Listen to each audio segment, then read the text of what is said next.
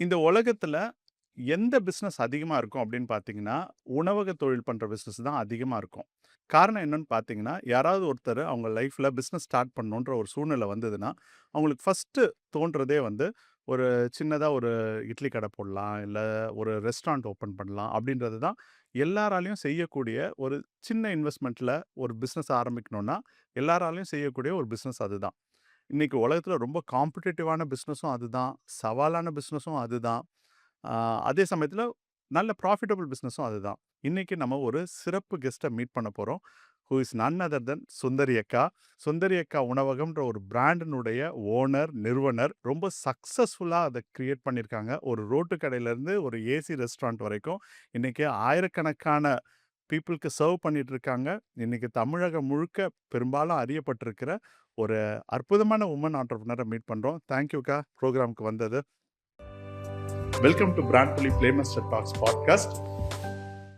எங்களுடைய யூடியூப் சேனல்ல வந்து நாங்க வந்து கிரியேட்டர்ஸ், ஆன்டர்பிரினர்ஸ் இளைஞர்களுக்காக நாங்க இத நடத்துறோம். இதுல முக்கியமான நோக்கம் என்ன அப்டின்னா, ஒவ்வொரு பிசினஸ்மேன் கிட்டயும் நாங்க நெறைய விஷயத்துங்கள கத்துக்கிறோம். நான் உங்களுடைய வாடிக்கையாளர். ஸோ உங்களுடைய கடைக்கு நான் ரெகுலரா வருவேன். அண்ட் உங்களுடைய அந்த உபசரிப்பு, அந்த உணவினுடைய சுவை, இது எல்லாமே வந்து எங்க டீமுக்கு எல்லாருக்குமே ரொம்ப பிடிக்கும். ஸோ ஏதாவது ஒரு ட்ரீட்னா கண்டிப்பா உங்க கடைக்கு தான் நாங்க வரோம். ஸோ உங்கள நான் இங்க மீட் பண்ணது எனக்கு ரொம்ப சந்தோஷம். எனக்கு ஃபர்ஸ்ட்டு நான் உங்ககிட்ட கேட்க வேண்டிய கேள்வி வந்து, உங்களுடைய நிர்வாக திறமை, உங்களுடைய விஷயங்கள்லாம் நான் பார்த்துருக்கேன். கண்கூட பார்த்துருக்கிறேன். எப்படி ஆரம்பிச்சீங்க? எங்கேருந்து ஆரம்பிச்சீங்க? உங்க வாழ்க்கையில எப்படி இந்த உணவு தொழிலுக்குள்ள வந்தீங்க? அ 1990ல எங்க பையன கொண்டு போய் எல்கேஜி சேர்த்தேன். ம், எல்கேஜி வந்து 1வது போறான். ம், ஆனா அவன் 85ல பொறந்தவன். 90 வரும்போது 5 வயசு இல்லையா? ம். யூகேஜிலாம் போம்போது நம்ம பெத்தவங்க என்ன பண்ணுவோம், குழந்தைங்களுக்கு ஆ, சாப்பாடுலாம் எடுத்துட்டு ஊட்டி விட்டுட்டு வந்துருவோம். ஆ, 1ஆம் கிளாஸ் போம்போது ஆ, சாப்பாடு லஞ்ச் கட்டி குடுத்துருவோம். ஆ, அப்போ ஒரு நாள் நானு வெளிய லஞ்ச் செய்ய முடியாத காரணத்தால எங்க வீட்டுக்காரர் வேலைக்கு போனதால ஆ, தூங்கிட்டேன். சரின்னு ஒரு 2 இட்லி வாங்கி ஆ. என் குழந்தைக்கு கட்டி குடுத்து அனுப்பிச்சேன். அது ஃபுட் பாய்சனா மாறிடுச்சு. ஐயய்யோ! ஆ, ஃபுட் பாய்சனா ஏன் மாறுச்சு அப்படின்னு சொல்லி டாக்டர் நான் கேட்கும்போது சொல்றாரு, "இது முதல் நாள் செய்து வைத்த பொருளா இருக்கும். சாம்பாரோ, ஆ, இல்ல ரொம்ப அதிகமான புளிப்புள்ள ஒரு மாவோ" ம், அப்படின்னு அவரு ஒரு காரணம் சொன்னாரு. அப்பயே என் பையன நானு தேத்தி எடுத்துன்னு வரதுக்கு, அப்ப அந்த 1990லயே ரூ. ம். 25,000 செலவு பண்ணேன். அப்ப அந்த காசு நம்மளுக்கு அதிகம் இல்லையா? ஆமா. நான் சேர்த்து வச்ச எல்லா காசும் சேமிப்புலாம் அதில போயிடுச்சு. நம்மகிட்ட இந்த இந்த ஏழ்மையான பசங்க வந்து தர்மம் கேட்குங்க. நம்ம யாராவது சுடுசோறு போடுவோமா? போட மாட்டோம். அப்ப அதுங்களுக்கு நேத்து பொருளு, மீந்த பொருளு இப்படி தான் குடுப்போம். ஆனா, அவங்க ஆரோக்கியமா இருக்கிறாங்க. ஏன் தெரியுமா? அவங்க கள்ளம், கபடம் இல்லாத சாப்பிடுறாங்க. இதுதான் நம்மளுக்கு கிடைச்சதுன்னு சொல்லிட்டு சாப்பிடுறாங்க. அப்ப அப்படி நம்பளால நம்ப நம்ப பசங்களுக்கு அது மாரி நம்ம குடுக்கவும் மாட்றோம். அப்படி சாப்பிட்டாலும் நம்ம குழந்தைங்களுக்கு ஒத்துக்க மாட்டுது. அப்ப அவங்களுக்கு ஒத்துக்குது. இது மாரி நெனைக்கும்போது நம்ம என்ன நான் என்ன நெனச்சேன்னா, சரி இந்த டிஃபன் கடை நம்ம போட்டா என்ன? ஏன் நம்மளுக்கு நம்ம குழந்தைங்களும் நம்மளுக்கு டிஃபன் தேவைப்படுது. நம்ம வீட்ல இருக்கிறவங்களும் தேவைப்படுது. சரி, பொதுமக்கள் குழந்தைங்களுக்கு லஞ்ச் கட்டின்னு போற குழந்தைங்களுக்கு நம்ம சொல்லலாம். உங்க ம், குழந்தைங்களுக்கு நீங்க தாராளமா இந்த லஞ்ச் கட்டி குடுங்கன்ட்டு ம், சொல்லி நம்ம குடுக்கலான்ட்டு நான் என்ன பண்ணேன், அதாவது ஒரு விஷயம் நடந்ததுன்னா, ம், அத ரொம்ப நாளைக்கெல்லாம் நம்ப முடியுமா? முடியாதா? கொள்ளுமான்னுலாம் நான் யோசிக்க மாட்டேன். பண்ணி தான் பார்க்கலாமே! ம், பருப்பு, தக்காளி, வெங்காயம்லாம் 3 மணிக்கு எழுந்திரிச்சு ம், வேக வைக்க ஆரம்பிப்பேன். எல்லாம் வாங்கிட்டு வச்சுக்குவேன். ம், மாவு அரைச்சு போடுவேன். ம், அப்ப அந்த 3 மணிக்கு என்ன பண்ணுவேன், ம், மாவு கம்பல்சரியா சயின்ஸ் பிரகாரம் 6 மணி நேரம் புளிக்கணும். ம், 6 ஹவர். ம், 6 ஹவர் புளிச்சா தான் அந்த மாவு இட்லி, தோசைலாம் சுடுறதுக்கு நல்லாயிருக்கும். ம், ஸ்டார்ட்டிங். அப்ப நானு வேலைலாம் செஞ்சுட்டு படுக்கிறதுக்கு மணி 1 ஆயிடும். மாவு அரைச்சு போட்டு போறதுக்கு. அப்ப நான் எழுந்திரிச்சு 6 மணிக்கு பத்த வச்சு 7 மணிக்கு சுடுறதுக்கு அந்த 6 மணி நேரம் கரெக்ட்டா ஆயிடும். ம், அப்ப 6 மணிலேருந்து 2 ஹவர்ல அந்த மாவு முடிஞ்சிரும். ம், 2 மணி நேரத்துக்கு மேல முடிச்சிட்ட பிறகு அடுத்த 8 மணி நேரத்துக்கு மாவு வேணும் இல்லையா? ம், அதுக்காக அந்த தக்காளி, வெங்காயம்லாம் அரிஞ்சு நான் சாம்பார் வைக்கிறேன் தெரியுமா? ம், அப்ப அரைப்பேன் மாவு. அப்ப அரைக்கும்போது அந்த 8 மணிக்கு மேல அந்த மாவ ஊத்தி சுடுறதுக்கு கரெக்ட்டா இருக்கும். ம், அப்ப என்னோட டிஃபன் நான் சுடுற இட்லி, தோசை மாவுல புளிப்பு இருக்காது. ம், முதல் நாள் வச்ச சாம்பார் சட்னியா இருக்காது.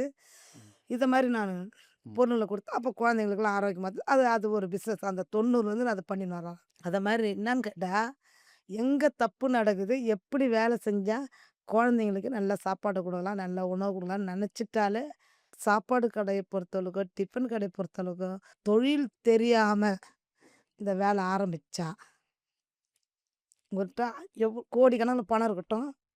சரி நம்ம இத போட்டு ஒரு ஹோட்டல் தொறந்துடலாம்னு சொல்லிட்டு தொறந்துட்டீங்கன்னா, 4 பேர் வரலன்னா, அந்த இடத்துல வேலை செய்யறதுக்கு நம்ம ரெடியா இருக்கணும். காவா கூட அடிச்சுக்கும். டக்குன்னு காவா வாரணும். சொல்றேன்.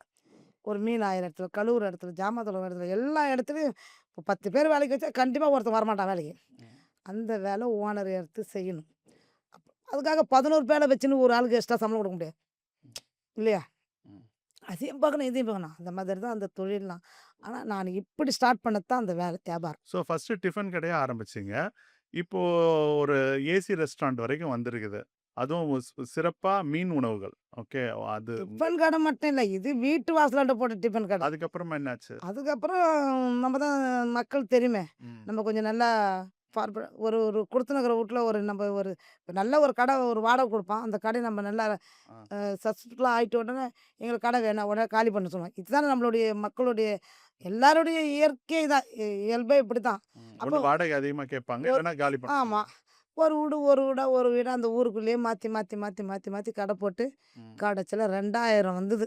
10 வருஷமா அப்படியே ரன் பண்ணியாச்சு பசங்களுக்கு. 2000 வரும்போது சுத்தமா வீட காலி பண்ண சொல்லிட்டாங்க. ம். டிஃபன் கடைலாம் போடக்கூடாதுன்னு. ம். அப்போ ஒருத்தவங்க எனக்கு ஃப்ரெண்டு ம். பீச்சில கடை போடுறவங்க. "உன்னோட இட்லி, சட்னி, சாம்பார் சாப்பிடவா ஆள் இல்ல. ம். நீ பீச்சுக்கு வா" ம். அப்படின்னு குமுதம் அவங்க இறந்துட்டாங்க. ம். உண்மையிலே ம். இன்னைக்கு இந்த அளவுக்கு நீங்க என்ன உட்கார வச்சு, இன்னைக்கு பேட்டி எடுக்கிறீங்கன்னா, இன்னைக்கு அவங்க தான். ம். அவங்க தான். அவங்க இல்லன்னா நான் இல்ல. ம். நான் இல்லன்னு இல்ல, என் குடும்பமே இல்ல. ஆ. அப்பதான் நான் என்ன பண்ணேன், இட்லி, சட்னி, சாம்பார்ன்னு பொட்டலம் கட்டி, ம். முதல்ல ஒரு ம். 10 இட்லி, தோசை, சட்னி, ம். இது ம் பூரி, சப்பாத்தின்னு கட்டி எடுத்துன்னு போனேன். 50 பொட்டலம் ஆச்சு. 50, 60 ஆச்சு. 60, 70 ஆச்சு. 70, 80, 90, 100, 400 பொட்டலம் வந்துருச்சு. ம். பசங்க ஸ்கூலுக்கு போ முடியல. எங்க பசங்க படிக்கிற கெலாட்டா ஸ்கூல் தான் படிக்க வச்சேன். ம். ம். போ முடியல. என்னாலயும் பார்சல் கட்ட முடியல. எங்க வீட்டுக்காரர் நானும்.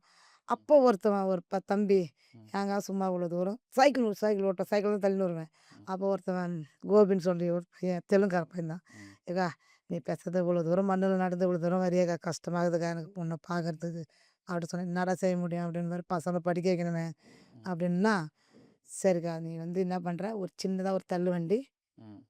கடை போகிறதுக்கு தெலுங்குக்காரன் கோபி." ஓகே. அவன் சொன்னான், "நீ எந்த நிர்வாகி போய் யார போய் கேட்டாலும் யாரும் உனக்கு ரெஸ்பாண்ட் குடுக்க மாட்டாங்க. ம். நீ ஒரு சின்னதா ஒரு வண்டி கடை போடு. ம். போட்ட பிறகு அப்ப இந்த கடை ஏன் போட்ட? இவங்க போட்டன்னு எல்லா நிர்வாகியும் வந்து கேட்பாங்க. ம். அதுக்கு தக்க பதில் நீங்க குடுத்துக்கக்கா" ம். அப்படின்னு அவன் சொன்னான்.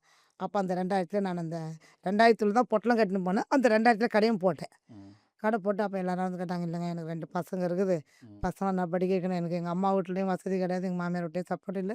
எங்க வீட்டுக்காரர் வேலைக்கு போனாரு. போனா பாடு இல்லைன்னா இல்ல. ம்.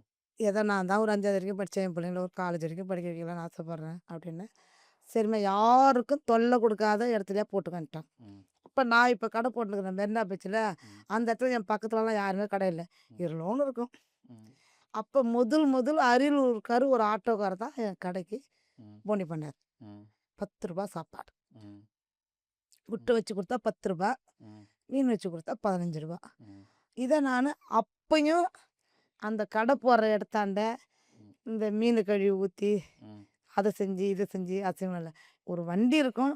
ம். நான் எங்க எங்க ஆட்டோ இருந்தது. நான் வீட்லயே சாப்பாடுலாம் ஆக்கும். குழம்பு எல்லாம் செய்வேன். எடுத்துன்னு வந்து அந்த வண்டி மேலயே ஒரு சின்னதா ஒரு கேஸ் அடுப்பு மாரி ஒண்ணு சின்னதா வச்சு, ம். மீன் வறுத்து குடுப்பேன். சுட சுட சாப்பாடு போட்டு நானும் எங்க வீட்டுக்காரரும் விட்டுருவோம். இது கொஞ்ச நாளா ஒரு மாசமா மத்தியானம் சாப்பாடு வரைக்கும் வந்துச்சு. மத்தியானம் சாப்பாடு அப்புறம் நைட்டு டிஃபன் கிடையாச்சு. 2மே போட்டுன்னு வந்துருந்தோம். அது 2000 இருந்து 2004ல சுனாமி வந்ததா? ம். அப்ப அந்த மூடி இல்லாத இருந்த வண்டி ம். டோர் போட்டு மூட ஆரம்பிச்சோம். ம். அப்ப நான் வந்து ரட்சிக்கப்பட்டிருந்தேன். ம். ம். இது கிறிஸ்டின்ல இருந்து 2000லயே. அந்த கடைக்கு பேரு கானாவூர் உணவகம். ம். அது எதனால வச்சேன்னா, அ எங்க இனத்த சேர்ந்தவங்க, எங்க மனுஷாளுங்க எங்க குழம்புக்கு ஆசைப்படுவாங்க. ம். சூப்பரா இருக்குதுடி குழம்புன்ட்டு. ம். அப்ப நான் பைபிள் படிச்சேன். படிக்கும்போது அ ம். அப்ப பைபிள் வந்தது. "முதலாவது அற்புதத்த உன் கை பிரசன்னத்தில வைத்திருக்கிறேன். நீ கையிட்டு செய்ற எல்லா பொருளையும் உனக்கு வாய்க்க பண்ணுவேன்." ம். அப்படின்னு சொன்னாங்க. இது போய் பாஸ்டர் மாட்ட போய் கேட்டேன். இங்கே தான் ஜான்சன் ரோட்டில் தான் நான் போவேன் பாஸ்டர் மாட்ட. ம். அவங்க சொன்னாங்க, முதலாவது அற்புதன்றது ம். ஆண்டவர் வந்து கானா ஊர் கல்யாணத்தில் தண்ணியை திராட்சை ரசமாக மாற்றினாரு. ம். அப்பொழுது மக்கள் கேட்கும்போது சாப்பிடும்போது முந்தின ரசத்தை விட பிந்தின ரசம் சுவையாக இருக்குது. முன்னாடி செஞ்சது மனுஷனால் செய்யப்பட்டது, பின்னாடி செஞ்சது தேவனால் செய்யப்பட்டதுன்னு சொல்லிட்டு அவங்க சொன்னாங்க. அப்போ என் கடைக்கு வந்து கானா ஊர் உணவகம். ம். இதுதான் ம். இதுதான் அப்படியே ரன்னிங்கில் போயிருந்தது. இந்த சுந்திரகம் இந்திரகம்லாம் கிடையாது. ம். அந்த பேர் தான். அப்படியே போச்சு. 2004 வரும்போது சுனாமி வந்தது. ம். சுனாமி அப்படியே அப்போது தான் நான் பைபிள் படிக்கும்போது, ம். மகளே நீ நீரில் நடக்கும்போது முழுக மாட்டாய், அக்கினியில் நிற்கும்போது வேக மாட்டாய், என் தூதர்கள் உன்னை பாதுகாத்துக் கொள்வாங்க. இது 25ஆம் தேதி இந்த வசனத்தை சனிக்கிழமை நைட்டு படிக்கிறேன். 26ஆம் தேதி சுனாமி. ம். ஆனா ஞாயிற்றுக்கிழமைல கடை போட மாட்டோம். ம். சர்ச்சுக்கு போனதால ஞாயிற்றுக்கிழமை கடை போட மாட்டோம். ம். அன்னைக்கு ஒரு நாள் பசங்களோட யூனிஃபார்மு, பொருளுங்க, எங்களோட துணிமணிங்க எல்லாமே துவச்சி காய வைக்க, வீடெல்லாம் சுத்தம் பண்ண கொள்ள அப்படிதான் அப்படிதான் ரன்னிங் போயிருந்தது. இந்த வண்டி அப்படியே தூக்கி போய் வச்சுட்டு போயிடுச்சு. ம். தடுப்பு சேரும். அதில் ஒரு எஃப்எம் ரேடியோ போட்டு நம்ம பாட்டு கேட்போம் இல்லையா? ஆமா. போர் அடிக்குன்னு. ஆமா. அந்த ரேடியோ கூட ஒர்க் ஆச்சு. ம். அந்த சுனாமி தல எவ்வளோ வண்டிங்கலாம் கவுந்து இருந்தது. ம். அதனால் சரி நம்மள ஆண்டவர் வழி நடத்துறாருன்னு சொல்லிட்டு. ம். அதுக்கு அதுக்கு அடுத்த வருஷத்துல எங்கள் வீட்டுக்காரர் இறந்துட்டார். நவம்பர் 1ஆம் தேதி. ம். கடை போகிறதுக்கு ஒன்றுமே புரியல. பசங்க ஒரு பையன் காலேஜில் சேர்த்து வச்சுக்கிறேன். ம். இன்னொரு பையன் +2 முடிச்சுட்டுக்கிறான். ஒன்று அப்போ சாவில் வந்தவங்க அப்படிலாம் பேசிக்கிறாங்க. ம். ஏன் அழுவுற?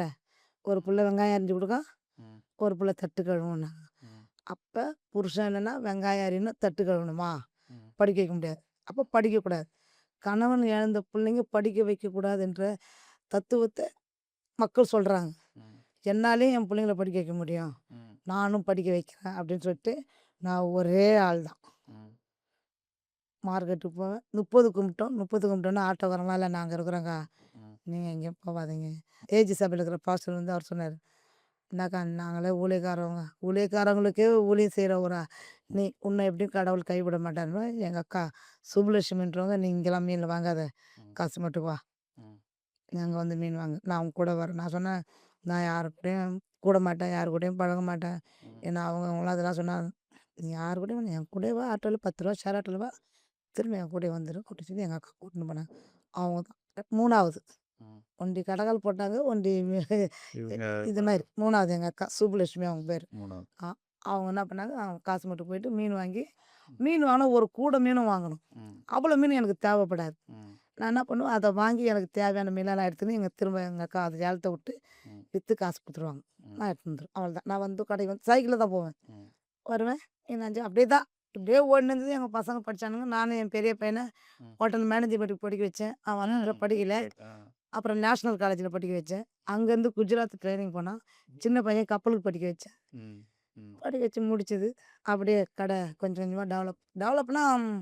ஒன்றும் பெரிய லெவல்லாம் போகல. இப்போ தான் இதெல்லாம் இந்த ம். அப்போ சாப்பிட வர்றவங்க என்ன பண்ணுவாங்க, ம். ஏய் மச்சான், இங்கே ஸ்விம்மிங் பூல் பக்கத்து அதாவது ஆ.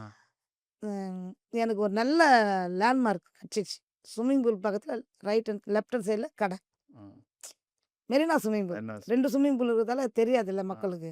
அதனால் இது ஃப்ரெண்டுங்கக்குள்ளே சாப்பிட வந்தவங்க ஒருத்தர் மாற்றி ஒருத்தர் மாற்றி ஒருத்தர் மாற்றி இந்த கடையை டெவலப் பண்ணது நான் இல்லை, ம். மக்கள் தான். ம். இப்போ நானுன்னு சொல்கிறது வந்து என் சுயநலமாக செஞ்சால் தான் நான். ம். இப்போ பொதுநலமாக இருக்கும்போது நானுன்னு எப்படி சொல்ல முடியும்? ம். இப்போ நானா என் கடைக்கு டெவலப் பண்ண முடியுமா? முடியாது. ம். ஆனால் இது முழுக்க முழுக்க 100% ம். சாப்பிட வந்தோம். ஸ்விம்மிங் பூலாண்ட சாப்பிட வந்தவங்க பொதுமக்களுங்க. ம். ஆனால் ம். யாரு கடையும் எந்த இடத்தையும் இந்த மெரினா பீச்சில் யார் என்ன பண்ணுறாங்க, எந்த இடத்துல கூட்டம் இருக்குது, எந்த இடத்துல ஜனம் இருக்குது, அதெல்லாம் என்னுடைய பார்வை போகாது.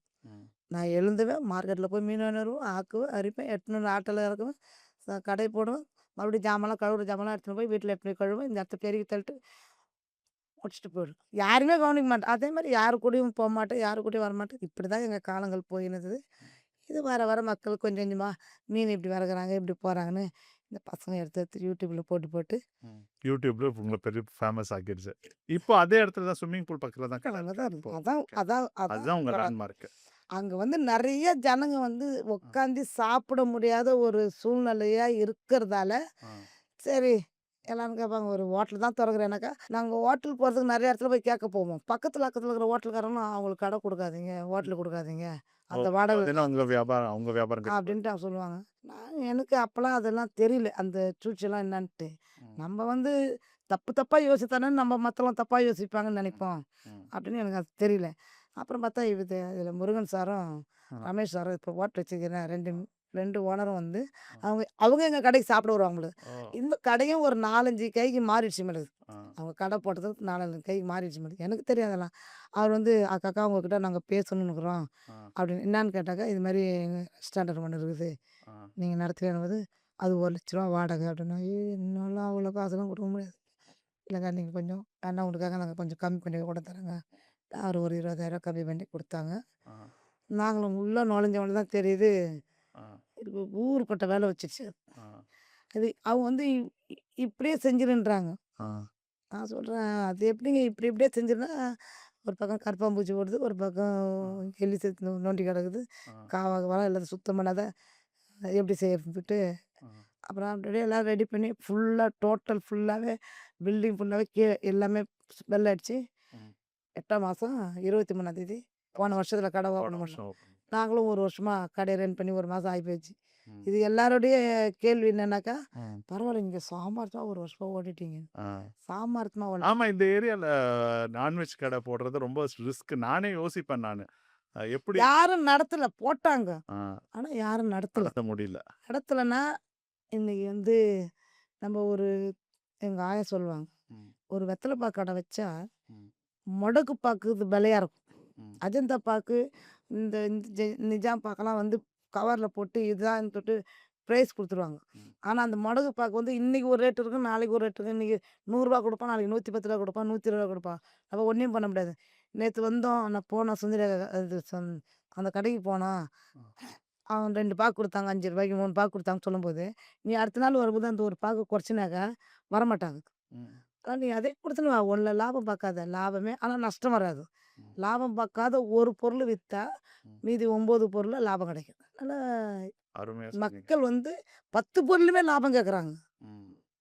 ஆனா அப்படி பண்ணா அது அப்படிலாம் தொழில் இல்ல. பிசினஸ் ஒர்க் ஆகாது. ம். அது தொழில் கிடையாது. அது எங்க ஆயா சொன்ன மாரி நான் கடைபிடிச்சு ம். கொண்டு வந்தது. நீங்க கானாவூர் உணவகம் வச்சிருந்தீங்க.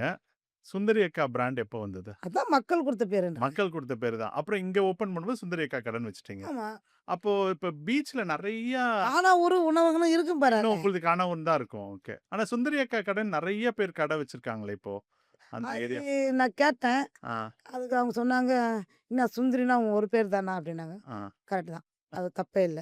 அப்ப நான் மக்கள்கிட்ட சொல்லிட்டேன், ஆ. என் போட்டா போட்டு ஆ. எங்க கடை போட்டுக்கிறேனோ, அங்க தான் என்னோட கடை. ஓகே. அத மீறி நீங்க எங்கேயாவது சாப்பிட்டு என்ன கேள்விலாம் கேட்கக்கூடாது. ஸோ உங்க பிராண்டுன்றது நீங்க உங்க முகம் தான். ஆமா. ஸோ ஸோ அப்ப இன்னொரு விஷயம் நான் பார்த்தேன் உங்ககிட்ட கடையில. நீங்க சமயக்கட்டுலயும் இருக்கிறீங்க. போய் ப்ரொக்யூர்மென்ட்டும் நீங்க பண்றீங்க. சர்விங் ஏரியாலயும் இருந்து சர்வ் பண்றீங்க. அண்ட் எப்படி எங்க இருந்து எனர்ஜி வருது? எப்படி இத மேனேஜ் பண்றீங்க? தேவன் குடுத்த எனர்ஜி. உன் பலவீனத்தில் நான் பெலனாயிருப்பேன். இப்ப ஒண்ணுமே இல்ல. நான் 4 நாள் ஆச்சு நான் தூங்கி. ம். ஆனா தூக்கம் வந்து சோர்வா இருக்கிற மாரி இருக்குதா? இல்ல. இல்ல. மனிதன் உன் முகத்தை பார்த்து சாப்பிட்டாயா என்று கேட்பான்.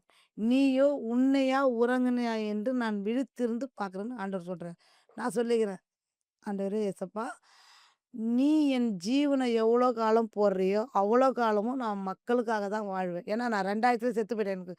எனக்கு கால்ரா பேதி வந்தது. ம். அந்த அந்த கடை போட்டப்பயே நான் செத்துட்டேன். ம். டாக்டர் வந்து ம்.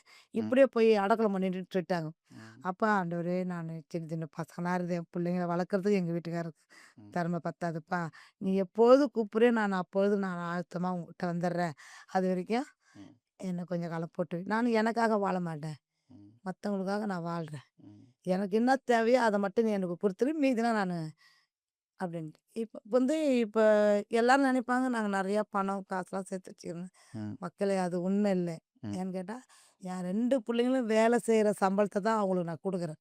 ம். மத்தபடிக்கு இதில நாங்க இப்ப உங்க 2 பையன்களும் இப்போ உங்க பிசினஸ்ல இன்வால்வ்டா இருக்கானுங்க. அந்த கடைய அவங்க பார்க்குறாங்க, இந்த கடைய இவங்க பார்க்குறாங்க. Very good. நான் சம்பாரிக்கிறது நான் வேலை செய்றது இந்த மாரி எவ்வளோ பசங்க படிக்கிறதா கொள்ளாது. இப்போ எல்லாரும் அவங்கவங்க நான் இந்த பிள்ளைக்கு ஃபீஸ் கட்டுறேன், நான் அதுக்கு செய்றேன், நான் இதுக்கு செய்றேன், நான் வீடு கட்டி தரேன் சொல்றேன். எல்லாரும் அவங்க அவங்களே தன்னை தானே பெருமைப்படுத்திக்கிறவன் பெருமை உள்ள பாக்கியவன். ஆனா நான் இல்ல. சோத்து கையில குடுக்குறது, ஃபீஸ கைக்கு குடுக்காம ம். செஞ்சுன்னு வரேன். அவ்வளோதான். இ அவங்களும் படிக்க வைக்கிறோம். ம். ஆனா, அதுக்காக நான் சொல்லிட்டேன், "எப்பா நீ என்கிட்ட ஃபீஸ் கட்ட காசு வாங்கிட்டு போயிட்டு, சுந்தரியா தான் குடுத்தான்னு வெளிய சொன்னா 4 பேர் வந்துட்டாங்கன்னா, 4 பேருக்கு என்னால குடுக்க முடியாது இல்லையா? ம். என்னால முடிஞ்ச அளவு." முடிஞ்ச அளவுக்கு. நீங்க அதே சமயத்துல உங்ககிட்ட வேலை செய்றவங்க எல்லாருமே, அங்க நான் பார்த்த வரைக்கும், ரொம்ப அர்ப்பணிப்பா, ரொம்ப டெடிகேட்டடா இருக்கிறாங்க. அவங்களுக்குன்னு எதுவும் ட்ரெய்னிங் எதுவும் குடுப்பீங்களா? இல்ல நீங்க பயமுறுத்தி கிருமுறுத்தி வச்சிருக்கீங்க? பயம்லாம் முதல்ல. ஆ. முதல்ல நம்பகிட்ட இருந்து அன்பு எங்க செலுத்துறோமோ, அங்க தான் நம்ப எத இப்போ ஒரு செவுத்துல பால் பட்டா திரும்பி நம்மகிட்ட தான் வரும். ம். அங்கேயே உட்காந்துக்க போகுது அந்த பாலு. ஆ. அப்ப நீ என்ன செய்ற அது உனக்கு தான் திரும்பி ரிப்பீட். ம். நான் சொன்னேன், நான் இந்த ஊருக்கு வந்து 78ல வந்து, இந்த சாப்பாட்டுக்காக என்ன கஷ்டப்பட்டேன்றத நான் அறிந்திருக்கிறேன். அத நான் வெளியலாம் என்னால சொல்ல முடியாது. அந்த 12 வயசுலயே என்ன வந்து மிஷினுக்குள்ள கரும்பு மாரி புட்டு சக்கையா தூக்கி போட்டுட்டாங்க. ம். ஆனா, அந்த சக்கையா இருந்து கூட, நான் இன்னைக்கு அத எரிபொருளா ஆக்கி, நான் இன்னைக்கு வந்திருக்கிறேன். அந்த சக்கையாயி கூட நான் நெருப்பா, அனலா மத்தவங்களுக்கு இருந்தேன். ம். சரி, என்ன யூஸ் பண்ணியா? தூக்கி ம். போட்டியா? விடு. அப்புறம் பார்த்துக்கலாம். நீ எழுந்து நிக்கிறியா? நான் எழுந்து நிக்கிறேன்னு பார்க்கலாம். சவால். மனுஷனுக்கு வந்து தன்னன்னைக்கும் சவாலா இருந்தா தான் ஜெயிக்க முடியும். எவ்வளோ பேர் கேட்டாங்க. எப்படி வேணும் என்னன்னுமா. இப்போ கூட கூப்பிட்டு கேட்பாங்க, உங்க கடை நேம குடுங்கன்னு. ம். சார் நான் ரூ. 10 சம்பாரிக்கிறேன். ம். ரூ. 10 தான். நான் அட்லீஸ்ட் ரூ. 90 ரூ. 80 அடக்கலம் ஆக்கி தான் ம். இந்த பொருள நான் ரூ. 100 விக்கிறேன். ம். என்னா, நீ எனக்கு என்ன லாபம் குடுப்ப? ம். எனக்கு உன் சொத்தே வேணாம், உன் காசே வேணாம். எனக்கு ஏன் காசு? ம். பறவைகள் சேர்த்து வைப்பதும் இல்ல, அறுப்பதும் இல்ல. எனக்கு என்னத்துக்கு? ம். அப்ப நான் போய் பைபிள் படிக்கும்போது, அப்ப தீர்க்கதரிசிகிட்ட ராஜா கிட்ட தீர்க்கதரிசி மூலியமா சொல்றாரு. ம். "ஆ அரசே, ம். 7 வருஷம் பஞ்சகாலம் வரப்போகுது. ம். உங்களுடைய தானியத்தலாம் சரி. நீங்க சேர்த்து வச்சுக்கோங்கன்னு" தொட்டு சொல்லும்போது, உடனே ராஜா வேலைக்காரன்லாம் கூப்பிட்டு, அ எல்லாத்தையும் அறுவடை செய்து என்னுடைய களஞ்சியத்த நிரப்பிடுங்கன்னு சொல்றாரு. ம். அப்ப நிரப்பிட்ட உடனே வேலைக்காரன் வந்து சொல்றான், ம். "சார் ஐயா, ராஜா நாங்க எல்லாத்தையும் செஞ்சுட்டோம். 7 வருஷம் இல்ல, 10 வருஷம் பஞ்சகாலம் வந்தாலும் ம். என் தானியம் குறையாதுன்னு" சொல்லிட்டு அவன் குளிச்சுட்டு படுக்கும்போது, ஆண்டவர் சொல்றார், "மதிகெட்டவனே, இன்று இரவு நீ மரித்து போய்ப்போற. உன் தானியத்தை நீ சேர்த்து வச்சு என்ன பண்ண போற? உயிரோட நீ உன் ஜீவன் உள்ள நாள்லயே இந்த மக்களுக்கு குடுத்தினா, உன்னை கோல்டு ராஜா என்று உன்னை சொல்லும்." எப்படி பார்த்தா அந்த மக்கள் தான் போவோம். ராஜா செத்தா யார் சாப்பிடுவா? நாட்கள் தான் சார். மக்கள் தான். அப்ப நீ இது முன்னாடியா குடுத்தா, உன்ன பேசக்கூடிய வார்த்தை புகழ்ச்சியா இருக்கும். இப்ப குடுக்கும்போது வேற யாரும், அப்பா எல்லாத்தையும் அவனுடைய களஞ்சியத்த சேர்த்து வச்சா என்னத்த வாரி எடுத்துன்னு போறான். ம். இப்ப அப்படித்தானே சொல்றாங்க. ஒரு ஒரு மனுஷனுடைய இழப்புல என்ன சொல்றாங்க? "என்ன கோடி கோடியா சேர்த்து வச்சான். என்னத்த எடுத்துன்னு போறான்." அப்படிதான். ஆனா அந்த கோடி சேர்த்து வைக்கும்போதே, இந்த கோடி யாருக்காவது ஒரு ரூ. 1,00,000 யாருக்காவது தேவைப்படாதா? அவங்க இதனால பொழைக்க மாட்டாங்களா? இதனால வாழ மாட்டாங்களா? அவங்க நன்மை அடைய மாட்டாங்களா? ரூ. 1,00,00,000ல ரூ. 1,00,000 குறைஞ்சா என்ன உயிரா போயிட போகுது? அப்படின்னு நினச்சு நம்ம சேவை செஞ்சா, நம்ம மூஞ்ச பார்க்கும்போது சொல்லுவான், "ம்மா நீ குடுத்த இல்லம்மா, நான் என் பிள்ளைங்களுக்குலாம் படிச்சிரும்மா." அது அவன் குடும்பத்தையும் சந்தோஷப்படுத்தேன்ல. அதாவது நீ நல்லா படிடா, படிடான்னு சொன்னா, அவன்கிட்ட இருக்கிற திறமைய நம்ம உன்ன கூட்டின்னு வந்தது தான். இப்ப என்ன யாரும் கூட்டின்னு வரல. ஆனா இருந்தாலும், அந்த இடத்துல அந்த குமுதான்றவங்க கூட்டின்னு போக தான் அந்த பீச்சுக்கு இன்னைக்கு. ம். இப்ப அவங்களும் என்ன கூட்டின்னு போலாம் எப்படி தெரியும்? ம். தெரியாது. ஆனா எனக்குள்ள இருந்த திறமைய அவங்க தான் அதாவது ஒருத்தர்கிட்ட இருக்கிற திறமைய இன்னொருத்தர் சொல்லக்கூடாது. ம். உன் திறமைய காட்டு, உன் திறமைய காட்டுனா சொல்ல முடியாது. காட்ட முடியாது. நான் இந்த வழி நடத்துறேன். நீ செய். நான் இப்ப வேலை செய்ற பசங்கட்ட அதான் சொல்லுவேன். ம். சுந்தரி அக்காக்கு ஒன்னும் அந்த நாள் மாரி கிபி அ 80 வருஷம் அது 2000 வருஷம் வாழ்ந்தாங்க. 3000 வருஷம் வாழ்ந்தாலும் ஆயுசுலாம் அப்படிலாம் குடுக்க மாட்டாங்க. எவ்வளோதான் நல்லவனா இருந்தாலும், கடவுள் வந்து அப்படிலாம் போட மாட்டாரு. எப்படி பார்த்தாலும் ஒரு 80, 85 வயசு மேல அப்படியே விட்டு வச்சாலும் ஒரு 100 வயசு தான். அந்த 100 வயசு வரைக்கும் எனக்கு வேலை செய்ய முடியாது. ஆனா எப்படி இருந்தாலும் எனக்கு இழப்பு, இழப்பு தான். பிறப்புன்னு இருக்கும்போது இறப்புன்னு ஒண்ணு இருக்குது. அப்ப நீ என்ன பண்ணணும்? வேலைய நாளைக்கு சுந்தரி அக்கா ஏதாவது ஒண்ணு ஆயிட்டா கூட, சரி சுந்தரி அக்கா பசங்களுக்கு வேலை செய்யலாம்.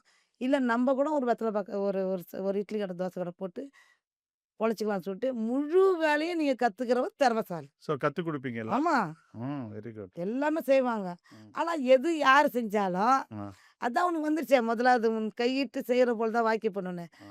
அது நம்ம கொஞ்சம் அந்த இடத்துல அப்படி இப்படி போட்டா தான் அது அ மணக்கும். வருது. ஸோ உங்க கை பக்குவம் அதுல இருக்குது. இல்ல அது அப்படி வசனம். ஓகே. இப்ப நீங்க உங்க ரேட்ஸ் எல்லாம் பார்த்தேன் நானு. இப்போ ட்ரிப்ளிகன்ல ஒரு மெயின் ரோட்ல நீங்க ஒரு கடை இருக்குது. அந்த ரேட் பார்க்கும்போது ரொம்ப கம்மியா இருக்கு. மத்த கடைங்கள விட ரொம்ப கம்மியா இருக்குது. ஒரு 5 பேர் வந்து சாப்பிட்டா ஒரு ரூ. 1000க்கே ஒரு நல்ல சாப்பாடு சாப்பிட்டு போற மாரி வச்சிருக்கிறீங்க. அதுவும் நல்ல மீன் சாப்பாடெல்லாம் வந்து வெறும் ரூ. 150 குடுக்குறீங்க. எப்படி உங்களுக்கு கட்டுப்படியாகுது? எப்படி விலைய நிர்ணயிக்கிறீங்க?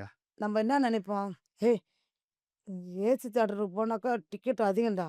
ம், நம்ம சித்ராவிலே படம் பார்க்கலாம்." ம், ஒரு சினிமா தியேட்டர்லயே ம், ஒரு ஏசி இல்லாத ஒரு தியேட்டர் சினிமா ஒண்ணு தான். இதுல ஓடுற எம்ஜிஆர் படம் தான் அதுல ஓடும். இதுல ஓடுற சிவாஜி படம் தான் அதுல ஓடும். ஆனா, ம், தியேட்டருன்னும்போது ம், இது ஃபேன் ஓடும். இதுல ஏசி ஓடும். ம். ஆனா, நம்ம மக்கள் என்ன நினைப்பாங்க? ஏசி தியேட்டர்ல போறதுக்கு பயப்படுவாங்க. சாதா தியேட்டர் போவோம். அப்ப எந்த தியேட்டர் அதிகமா போவும்? ஹவுஸ்ஃபுல் ஆவும். சாதா சாதா தியேட்டரு. ஆ. அப்ப நம்ம என்ன விலை வச்சா நம்ம நம்ம கடை ஹவுஸ்ஃபுல் ஆவும்?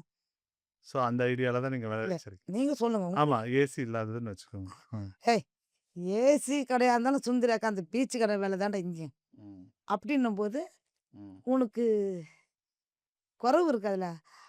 ஆமா. அது பால்கனி டிக்கெட்டு 10 டிக்கெட்ட ஃபுல் ஆக்கி ஆனா எத்தன டிக்கெட் போட்டாலும் படம் ஓட்டியானும். ம், ஆனா தர டிக்கெட்ட 100 டிக்கெட் போட்டு படத்த ஓட்டுவோமே. ம். அதுதான். ஸோ அதான். ஆனா உங்களுக்கு அது வந்து லாபமா இருக்கா? கட்டுப்படி ஆவுதா? சார் எங்களுக்கு நஷ்டம் எப்போ வரும் தெரியுமா? இந்த தடகாலம் வரும் தெரியுமா? ஆ, மீன் தடகாலம். ஆமா. அப்பதான் ரூ. 1 பொருள் ரூ. 2 விக்கும். ஆ, நாங்க ஒரு 10 இப்ப ரூ. 100 வாங்குற பொருள ரூ. 120 தான் விக்க முடியும். ஆ, ரூ. 200 விக்க முடியாது. ஆ. அப்ப கொஞ்சம் எங்களுக்கு அடிபடும். அதான் மீன் தடை காலம் இது இருக்கும்போது. என்ன விஷயம்னா, இத நாங்களே போய் பர்ச்சேஸ் பண்றோம். ஓகே. இந்த 3வது ஒரு ஆள் போயி, ஆ, நான் படுத்துக்கின்னு, "ஏய் மீன் எடுறா, ஆ, அது எடுறான்னு" சொன்னா, ஆ, ஒரு 10 கூட மீன் எடுக்கிறோம், 5 கூட மீன் எடுக்கிறோம்னா, அது 2 ரூ. 10 ரூ. ஆ, 10,000 5,000 அவனுக்கு போயிடும். ஆ, அப்புறம் நான் யார்கிட்ட எடுப்பேன் அந்த காச? பொதுமக்கள் கிட்ட தான் வாங்குவேன். ம், நான் என்ன சொல்றேன், சேவை செய்யணும்னு நம்ம முடிவு பண்ணிட்டோம். ம், நீ வூட்ல உட்காந்து சொகுசா படுத்துன்னு சேவை செய்ய முடியாது. ம், நம்ம களத்துல இறங்குனா தான் வேலைக்கு ஆகும். தக்காளி, வெங்காயம் முதல் கொண்டு வந்து கொத்தமல்லி, கருவேப்பிலை முதல் கொண்டு நான் தான் போய் பர்ச்சேஸ் பண்ணுவேன். அது அன்னன்னைக்கு விலை இருக்குமா, அத வந்து பீச்சுக்குள்ள தான் அத காட்டிக்குவோம். ம். இன்னைக்கு விலை அதிகமா இருந்தாலும் ரூ. 10 அதிகமா வச்சு விக்கிறது, விலை கம்மியா இருந்தாலும் இது ரெஸ்டாரண்ட்ல போட்ட இது போட்டது தான். ஆனா பார்க்கறதுக்கு நம்ம அந்த பீச்சு கடையில சாப்பிடுறத விட இங்க விலை கம்மியா இருக்கும். ஆமா. அதுதான் நெறைய பேர் ஜிஎஸ்டிலாம் சொன்னாங்க. இருக்குதுல்ல. ஆமா. இப்ப நம்ம இதுல ஜிஎஸ்டி இருக்குது. எனக்கு ஏசி இருக்குன்னு நான் ஒரு ரூ. 20 ஏத்தி வைக்கிறேன்னு வச்சுக்கயேன். ம். ஏய் இதோ போன மெரினா பீச் வாடா 5 பேருக்கு ரூ. 100 போகுதா? ஓ! அப்ப இங்க ஜிஎஸ்டி எல்லாம் நீங்களே அப்சர்வ் பண்ணிக்கிறீங்க. வேற என்ன பண்ண சொல்ற? வேற வழி இல்ல. ஓகே. இல்ல இப்ப என்ன சொல்லுவோம், இப்ப 10 பேர் வராங்க பசங்க. ம், ஏய் அங்க போனா ரூ. 100 இங்க என்னடா இவங்க ரூ. 120 கேட்குறாங்க. நம்ம பீச்சே பார்த்துன்னு சாப்பிடலான்னுவோம். அப்ப ம். அந்த 10 பேர் சாப்பாடு வந்து அடிபடும். இந்த இடத்துல ரென்ட் பண்ண முடியாதுல்ல. சரி லாக்கலலாம் பரவாயில்ல. அசலு மக்கள் யாராவது ஒரு இடத்துல சாப்பிடுறாங்கல்ல. ம். அப்படின்ட்டு எல்லாம் சரி, இப்ப இன்னொரு கேள்வி. இந்த Swiggy, Zomatoலாம் நீங்க டெலிவரி பண்றது இல்லையா? எங்க பையன் தான் சார் இந்த ஸ்விக்கி வந்து ஆர்டர் பண்ணிக்கிறான். ஆ, என்னன்னு கேட்டா, ஆ, நானே ரூ. 10 தான் லாபம் சம்பாரிக்கிறேன். ஆ. அவங்க என்கிட்ட ரூ. 30 கேட்குறாங்க ஆ. 100க்கு. எப்படி சார்? ஸோ அதனால உங்களுக்கு அதனால எனக்கு பிடிக்கல அது. ம், ம், எனக்கு வந்து அது போறதுக்கு இஷ்டம் இல்ல. ம், ஆனா இந்த எப்பவுமே இந்த வாலிபமான பசங்க வந்து ம், அது போட்டா தான் வியாபாரம் ஆகுதுன்னு அவனுடைய கருத்து. ம். நான் சொல்றேன் அத போடனாலும் வியாபாரம் ஆகும் தான்டா. இல்ல வியாபாரம்ன்றத காட்டிலும் இப்படி ஒண்ணு சொல்றேன். இப்ப என் வீடு வந்து வியாசார்பாடியில இருக்குது. எனக்கு உங்க அந்த மீன் குழம்புலாம் பிடிக்கும். நான் ஆஃபீஸ்க்கு வரும்பொழுது, இங்க வரும்பொழுது நான் அத சாப்பிடுறேன். நான் வீட்ல இருக்கும்போது எனக்கு விருந்தாளி வராங்க. சார் படிக்க இங்க வரதுக்கு உனக்கு எவ்வளோ பஸ் ஆகும்? வண்டி. இல்ல இல்ல, இல்ல. எவ்வளோ எவ்வளோ எனக்கு மொபைல்ல நான் பிரஸ் பண்ணா அவன் வீட்டுக்கு எடுத்துட்டு வந்து குடுக்குறான். அது சார் எனக்கு ஈஸி இல்ல. அத கேட்கல. ஆ, உங்களுக்கு எவ்வளோ சார்ஜ் ஆகும்? ஆ நேரம் தான். 100 பணம் சரி எப்பா இவனும் இங்கேருந்து எடுத்துட்டு வரதுக்கு அங்க டைம் ஆகாதா? அது கரெக்ட் நீ தான். வேணா என் நேரத்த நான் சேமிக்கிறேன். சரி. எனக்கு பணம் கிடையாது. நேரத்த இப்ப நீ சேமிக்கிறேன். என்ன சொல்லணும்? ஆ, சுந்தரேகா கடையில பொருள் விலையா இருக்குன்னு சொல்லக்கூடாது. சொல்ல மாட்டேன். ஏன் சொல்ற அப்புறம்? நான் எங்க கம்மியா இருக்குன்னு தானே சொல்றேன் நானு. எங்க சொல்றீங்க? அவங்க அந்த அக்காவுக்கு YouTubeல இதுலலாம் வந்துட்டு உடனே இல்லையே உங்களுது என்ன நெறைய இருக்குது. நீங்க என்ன ரூ. 150க்கு அயில மீன் குழம்பு, ஒரு பெரிய மீனு, ரூ. 150 குழம்பு. அது அ இந்த இடத்துல இப்ப தான் அந்த ரூ. அ 20. அதுவே வந்து அ அ என்ன சொல்றது? சோ இன்னைக்கு நான் வெஜ் Zomatoல பார்த்தேன். தோசையே ரூ. 120 ரூ. 110 விக்கிற ஊர்ல, இப் இது என்ன மீன் குழம்பு இந்த சாதம் இந்த கம்மி தானே. Zomatoல ஆ. இப்ப ரூ. 100க்கு நானு என்னுடைய காசு அசல் எடுக்கணும்னா, ம். ரூ. 145 அதாவது அந்த பொருள வந்து நான் ரூ. 145க்கு அதுல போடணும். போடணுமா ரேட்டு. ஓ!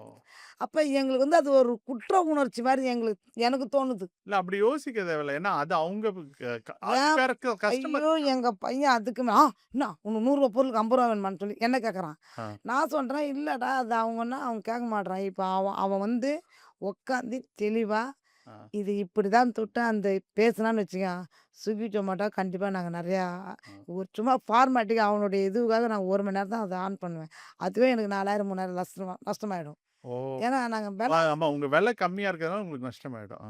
அவன் சொன்னா கேட்டுக்கணும். ஆனா நான் அவங்கள கூப்ட்டு கேட்டேன் நானு. "ஏன் சார் நானே ரூ. 10 தான் சார் சம்பாரிக்கிறேன். ஆ. என் காசு நீங்க வந்து ஆ. ரூ. 45 எடுக்கும் ரூ.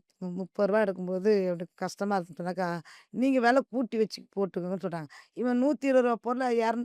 170 பொருள ரூ. ம். 200 தான் போடுறான். ஆனா ரூ. 200 போடும்போது என்னோட காசு ரூ. 30 போகுதா? ம். அப்ப நான் எனக்கு ரூ. 20 கிடைக்குது. அந்த ரூ. 20 கூட ப்ளஸ் ரூ. 10 சேர்த்து போகுது.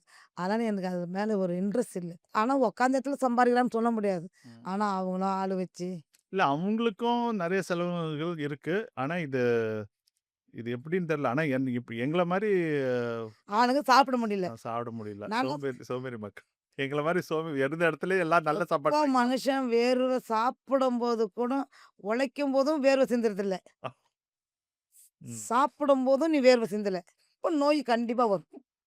என்ன இப்படி சொல்ட்டீங்க? சரி நம்ம அடுத்த கேள்விக்கு போயிடுவோம். அ இப்போ நீங்க வந்து ரோட்டு கடையில நடத்துறீங்க. இன்னைக்கு ரெஸ்டாரண்ட் வச்சு நடத்துறீங்க. இதுக்கும் அதுக்கும் என்ன வித்தியாசம்? சவால்? என்ன பிரச்சனைகள்? இங்க என்ன பிரச்சனைகள்? இங்க என்ன மாரி பிரச்சனைகள் சந்திக்கிறீங்க? ரெஸ்டாரண்ட்ல வந்து லாபத்தலாம் எதிர்பார்க்க முடியாது. ம். ரோட்டு கடையில ரூ. 10 கிடைக்கும். ம். ஆனா, ம். எல்லாருமே ரோட்டு கடையில சாப்பிடாம யோசிக்க முடியாது. ம். இப்ப நம்ம கொஞ்சம் பேருக்கு என்னால முடிஞ்ச அளவுக்கு ஒரு 20 பேருக்கு நல்லா ஹோட்டல்ல போடலாம். ஒரு 30 பேருக்கு வெளிய போடலான்னு 50 பேருங்கும்போது 50 பேர் ஒரே இடத்துல போடுறது கஷ்டம். ம். அதனால தான் லாபம் வந்து எப்படி செஞ்சாலும் சாப்பாடு தான். எப்படி செஞ்சாலும் வேலை தான். ம். இப்ப நான் என்ன ரோட்டு கடையில போடுறேன்றதுக்காக கூட 2 மணி நேரம் வேலை செய்ய போறேனா, இல்ல ரெஸ்டாரண்ட் போடுறதால 1 மணி நேரம் கம்மியா வேலை செய்ய போறேனா, ம். ஒரே லெவல் தான் வேலை. ம். அதனால இந்த லாபத்துக்கும், இந்த லாபத்துக்கும் என்ன இதுல ஒரு 10 பேருக்கு வேலை தரலாம். 10 குடும்பங்கள வாழ வைக்கலாம். இப்ப ரெஸ்டாரண்ட்ல 10 குடும்பம் வாழும். 13 பேர் வேலை செய்றான். அந்த 13 குடும்பமும் வாழும். ம். என்னால முடிஞ்ச அளவுக்கு அந்த 13 குடும்பத்த சோம்பேறித்தனம் இல்லாத வாழ வைக்கிறேன். என்னுடைய வாழ்வாதாரத்துக்கு எனக்கு பீச்சு கடைல காசு இருக்கு. சூப்பர். இப்ப நீங்க ஒண்ணு சொன்னீங்க. உங்க பேர மட்டும் குடுங்க. நாங்க பிரான்சைசி ஆப்பரேட் பண்றோம் அப்டின்லாம் கேட்டாங்க. அப்போ கேட்டப்போ, நானே கம்மியான லாபத்துல விக்கிறேன். இதுல நீ என்ன லாபத்துக்கு கொண்டு வந்து குடுக்க என் போற? பேர குடுப்பேன் சார். ஆ. என் பேர் என்ன? சுந்தரி. அப்ப நீ என்ன கெடக்குற? சுந்தரி கட. சுந்தரி அக்கா கட. ஆ. என் பேர் சுந்தரி அக்காவா? இல்லையே. அது தெரியாது. அத முதல்ல சொல்லுங்க. என் பேர் சுந்தரி தானே. எங்க அம்மா சுந்தரி அக்கா இப்ப பேரு. கரெக்ட். என் பேர் சுந்தரி தானே. சுந்தரின்னு பேர் போட்டு கடை வச்சுக்கோ.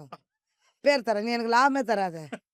அத ஆனா அப்படிதான் நெறைய பேர் வச்சிருக்காங்களே. சுந்தரின்னு வச்சுக்கிறேன். சுந்தரி அக்கான்னு வச்சுக்கிறேன். ஆ. சார், எனக்கு வந்து மக்கள் வந்து குடுத்த பேர் சார் சுந்தரி அக்கான்னு அங்கீகாரம். அந்த அங்கீகாரத்த யார் சார் வித்து துண்ணுவா? கரெக்ட். ஒரு நம்பிக்கையா, சரி அக்கா நம்மளுக்கு நல்ல சாப்பாடு தராங்கன்னா, ஒரு மரியாதை. என்ன சுந்தரி கடை சோறுன்னு சொல்ல மாட்டாங்களா? ம். மக்கள் ஃபோன்ல பேசுறத, "ஏய் சுந்தரி கடைக்கு வந்துடுறா" ம். அப்படின்னு யாராவது சொன்னாங்களா? இல்ல. இன்னைக்கு 3 வயசு, 4 வயசு குழந்தையிலருந்து ம். 50, 80 வயசு மனுஷாள் வரைக்கும் சுந்தரி கடை சுந்தரி தான். அக்கான்னு தான் அப்ப சொல்லுங்க. அவன் ஃப்ரெண்டுங்க கிட்ட சொல்லும்போது, உறவினர்கிட்ட சொல்லும்போது, சொந்த பந்தங்கள்கிட்ட சொல்லும்போது, தெரிஞ்சவங்க கிட்ட சொல்லும்போதெல்லாம், சுந்தரி அக்கான்னு எவ்வளோ மரியாதை சொன்னாங்க. அப்ப அந்த மரியாதைய அவங்க குடுத்த மரியாதைய நான் காப்பாத்திக்கணும்ல.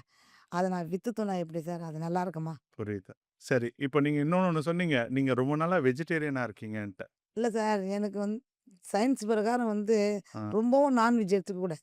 அப்படிலாம் கிடையாது. சயின்ஸ் பிரகாரம் நல்ல புரோட்டீன் சாப்பிடணும். நான்வெஜ் அதெல்லாம் மீன் ரொம்ப நல்லதுன்னு தான் அதெல்லாம் சொல்றோம். வந்து நான் ஒரு குறிப்பிட்ட வயசுக்கு நாங்க ஃபிஷர்மேன். ஆ. அதெல்லாம் வந்து நாங்க கரைச்சு குடிச்சு சாப்பிட்டு முடிச்சுட்டோம். ஆ.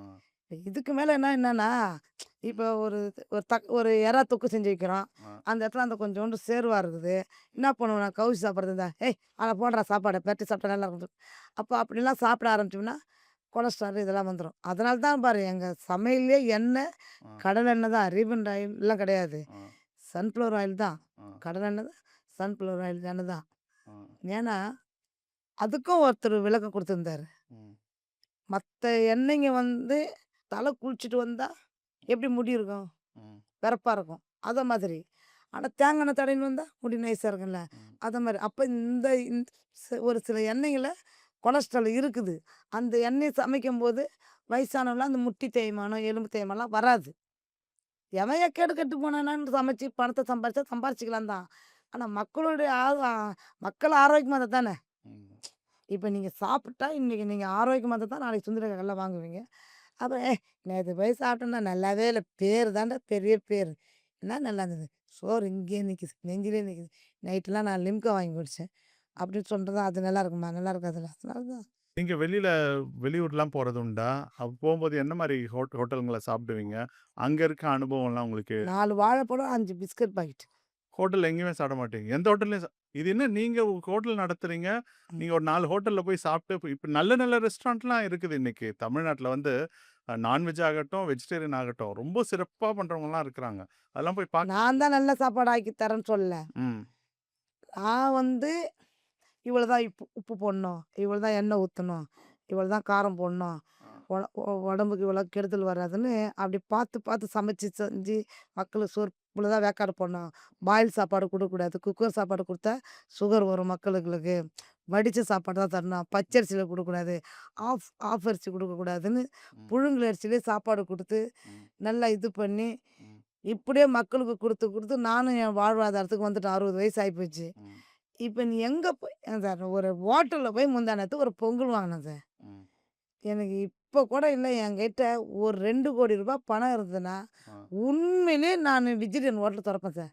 என்கிட்ட அடேங்கப்பா! உண்மையிலேயே பணம் இல்ல சார். ஆ. எனக்கு அந்த பொங்கல சாப்பிடும்போது கண்ணுல தண்ணி கலகலன்னு கொட்டுது. ஆ. என்ன இது? இது என்ன பொங்கலு?